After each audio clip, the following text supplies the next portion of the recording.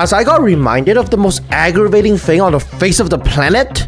A toddler going peekaboo, peekaboo, peekaboo, peekaboo right behind your fucking ear while you're on a flight for 6 fucking hours. So this week, I'll be attempting to recreate this in League with generic big titty white lady number 001.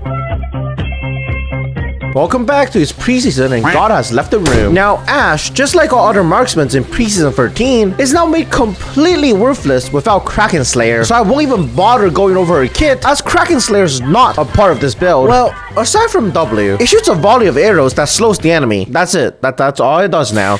It used to deal damage, but tanks are now able to completely opt out of taking damage. So instead, with my patented Peekaboo Ashe, you'll be able to deal direct, irreversible mental damage to the enemy player behind the screen. For runes, you'll be taking Arcane Comet, not for the damage of course, as tanks are able to opt out of damage either way. Instead, it's gonna be used to trigger item effects, just like my Artillery Yorick build. And these other runes, some of them are meant to allow you to deal damage, but they're not. For items, rush Manamune into Shojin, then Hydra. And to make sure that you don't die and lose half your Hydra stacks, pick up an Iceborn Gauntlet. And yes, the slow field now stacks with your passive slow, and with your W beyond a 1.7 second cooldown, allowing it to perfectly match the spellblade cooldown on Iceborn Gauntlet. Oh right, don't forget to pick up Swifty somewhere along the build, preferably before the game ends. Then take Ghost and TP so you can get to lane faster. After laning phase, be sure to unbind them, making sure that you won't accidentally click on them. Now, when laning as Peekaboo Ashe, you have to channel your inner 4-year-old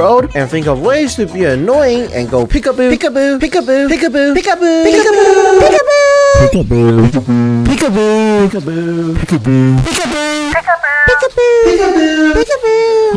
peekaboo, peekaboo, peekaboo, until the enemy gives in and punches you in the face just to get arrested by the cops for assault and battery. Again, just go peekaboo! Oh no! After laning phase, you want to start team fights with your R whenever it's up, as you can only realistically annoy people who are 1,100 units around you, so when they're all grouped up, that's when you have reached your maximum potential. Now you just have to land this massive cone of unmissable arrows. Again, by constantly fighting, you're gonna be able to maximize the potential of these new pings, but if you're ever scared to go in, just unbind tab. This way you won't ever know if the enemies are fed or not, and the saying goes, ignorance is bliss. If you couldn't tell by now, the entire point of this build is to make the enemy want to go start up Windows Minesweeper and to continue playing this game due to how goddamn frustrating it is to play this game while being permanently slowed, allowing you to then take the W from what is now a 4v5. And this is the Artillery Yorick video that I was talking about earlier in the video. It's like lethality Yorick, but much more forgiving.